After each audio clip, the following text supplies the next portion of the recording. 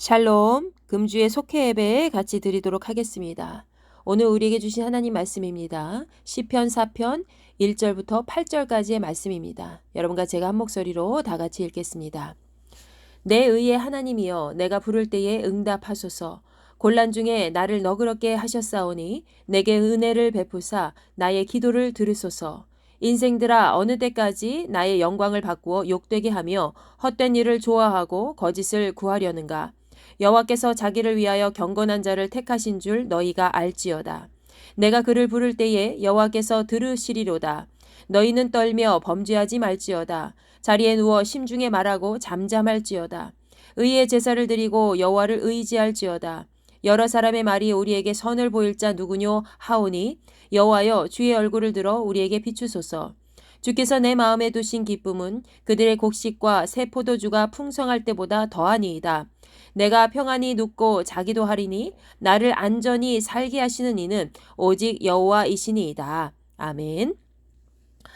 여러분 11월이 되면 그리스도인들에게 있어서 항상 찾아오는 절기 예배가 있죠. 그것은 바로 추수감사절입니다. 추수감사절은 교회력으로 매년 11월 셋째 주에 지키고 있습니다. 물론 요즘에는 11월 첫째 주 또는 둘째 주에 지키고 있는 교회들도 많이 있습니다. 그렇지만 대부분 보통의 교회들은 교회력에 표기된 대로 이 11월 셋째 주에 추수감사 예배를 드리고 있죠. 본래 추수감사절은 영국의 청교도 신앙인들이 신앙의 자유를 찾아서 미지의 세계인 이 북미 대륙으로 이주를 해서 그곳에서 하나님께 감사 예배를 드린 것을 기념하기 위한 절기로 시작되었습니다. 이후에 현대시대에 와서는 1년 동안 우리에게 풍성한 열매를 허락해 주시고 또 우리의 삶을 지켜주신 하나님의 은혜에 감사하면서 지키게 된 그런 절기의 의미가 더 크다고 볼 수 있죠. 이렇게 해마다 결실의 계절 가을이 되면 그리스도인들이 지나온 세월을 돌아보면서 하나님의 은혜를 기억하며 감사의 절기를 보냅니다. 하나님께서는 언제나 우리의 삶에 필요한 부분을 채워주시고 우리가 환난 가운데 있어도 날마다 함께 하시는 분이기 때문입니다. 그런데 오늘 본문 말씀의 시편 4편의 저자인 다윗의 기도문 가운데서도 그와 함께 하신 하나님을 향한 다윗의 감사의 마음이 잘 기록되어 있습니다. 특히 다윗은 그의 기도 가운데 하나님께서 어떻게 그에게 응답하셨는지 표현하고 있지요. 오늘은 하나님께서 다윗의 기도에 대해서 어떻게 응답하셨는지 살펴보도록 하겠습니다. 다윗은 어떤 상황 속에서도 하나님을 향한 마음을 돌리지 않고 하나님께 기도하기를 멈추지 않았던 사람입니다. 그런 그가 그렇게 하나님을 향하여 기도하기를 지속할 수 있었던 이유는 무엇보다도 하나님께서 다윗이 어떤 순간에 있어도 함께 하신다는 것을 잘 알고 있었기 때문입니다. 자, 그리고 그가 위험한 상황에 있어도 늘 그의 기도를 들으셨기 때문이죠. 그렇다면 하나님께서는 어떻게 다윗의 기도에 응답하셨던 것일까요? 첫 번째, 하나님께서는 다윗이 기도할 때에 다윗의 마음을 항상 너그럽게 해 주셨습니다.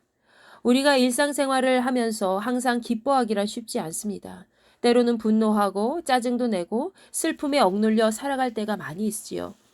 다윗도 마찬가지였습니다. 그러나 다윗은 인간적인 감정을 외부로 표출하기 전에 가장 먼저 하나님께 기도하기를 놓치지 않았습니다. 다윗의 대적들은 헛된 일을 꾸미면서까지 그를 궁지에 몰고 갔지만 그렇게 위태로운 순간 속에서도 다윗은 하나님께 기도했고 그때마다 하나님께서는 다윗의 마음을 너그럽게 해주셨다는 것이죠. 그렇게 해서 다윗은 하나님의 은혜를 듬뿍 체험하도록 하였습니다. 우리가 살면서 가장 힘든 부분은 아마도 내가 하지도 않은 일들을 다른 사람들이 중상모략해서 나를 악한 사람으로 만드는 일일 것입니다. 사람들과의 관계 속에서 그것도 가장 믿었던 사람으로부터 그런 배신을 당한다면 누구보다 가장 힘들고 죽고 싶은 마음이 들겠지요. 그러나 그렇게 누구도 내 편이 아니고 오히려 적군들로부터 수없이 많은 공격을 당할 때에 다윗과 같이 기도해 보길 바랍니다. 하나님께서는 우리를 태초부터 지으시고 우리의 삶을 누구보다 가장 잘 아시는 분이기 때문입니다. 여러분이 기도하는 순간에 하나님께서는 이미 여러분의 마음을 그분의 평강으로 인도해 주시고 가장 아름다운 은혜를 체험하도록 이끌어 주실 것입니다. 두 번째로 하나님께서는 다윗을 택하셨고 다윗에게 그 은혜를 가장 확신 있게 받아들이도록 인도해 주셨다는 것입니다. 다윗은 하나님께서 자기를 위하여 경건한 자를 택하신 줄 너희는 알라라고 선포하고 있습니다. 여기서 경건한 자는 바로 하나님께서 각별히 신경 써주시고 돌보시고 아끼시는 믿음의 사람을 의미하지요. 다윗은 이렇게 하나님께 택함받은 사람이라는 확신이 있었기 때문에 여호와 하나님이 그의 아버지가 되셨고 그가 기도하면 언제나 그분이 듣고 계심을 강하게 믿고 자신 있게 선포할 수 있었습니다. 그는 자신의 대적자들에게 분내어서 범죄하지 말고 잠잠하라고 선포하고 있습니다. 오히려 하나님이 기뻐하시는 바른 제사를 드리라고 주장합니다. 그가 그렇게 담대하게 말할 수 있었던 건 역시 하나님의 택하심의 은혜가 그의 삶을 강하게 붙들어주고 계셨기 때문입니다. 우리는 사실 지나온 날들이나 앞으로 오게 될 날들이나 생각해 볼 때에 고난의 연속 과정에서 담담하게 자신의 마음을 흔들림 없이 표현할 수 없을 때가 많이 있습니다. 오히려 상황이나 환경 속에 휘말릴 때가 있지요. 세상 사람들은 그럴 때마다 주변의 사람들을 찾거나 때로는 술을 의지하고 때로는 자신이 견딜 수 없을 때 죽음을 선택하기도 합니다. 그러나 우리는 그리스도인입니다.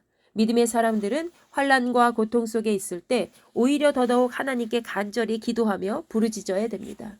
그때 우리는 다윗과 같이 우리가 하나님께 선택받은 존귀한 그분의 자녀라는 것을 더 깊이 체험할 수가 있을 겁니다. 세 번째로 하나님께서는 다윗에게 환경을 뛰어넘는 기쁨과 평안을 허락해 주셨다는 것입니다. 다윗의 주변 수많은 사람들은 누가 우리에게 선을 보일 수 있겠는가? 라고 하면서 다윗에게 조롱 섞인 말투로 불평하였지만 다윗은 오히려 주의 환한 얼굴을 비춰달라고 간구하였습니다. 다윗은 환난 가운데서도 늘 변함없이 하나님을 찾았고 그분이 비춰주시는 빛을 따라 살아왔습니다. 그리스도인들은 어렵고 힘든 상황일수록 하나님께 매달려 기도할 수 있어야 됩니다.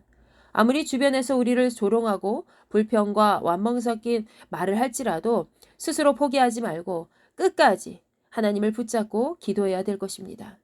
그때 하나님께서는 도저히 극복할 수 없는 어려운 상황과 환경도 뛰어넘을 수 있는 참 기쁨과 평안을 우리에게 허락해 주실 겁니다.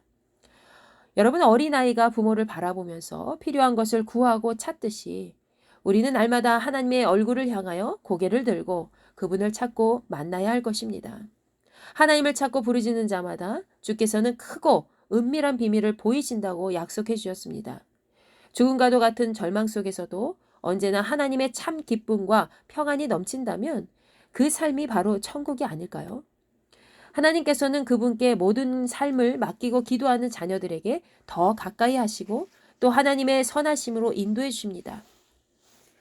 지난날을 돌아보면 인간적으로 후회할 일도 많겠지만 매 순간이 바로 하나님의 손이 함께 하셨던 것임을 기억하면서 하나님의 은혜에 감사하는 우리가 되기를 바랍니다. 올 한 해 동안 우리의 기도에 귀 기울이시고 하나님의 은혜로 넘치도록 채워주신 그 손길을 기억하면서 환난의 고통 속에서도 언제나 우리의 삶을 이끌어주시는 하나님을 찬양하며 감사의 고백으로 물들이시는 복된 한 주로 마무리하시기를 간절히 소망합니다. 주기도문으로 예배를 마치겠습니다.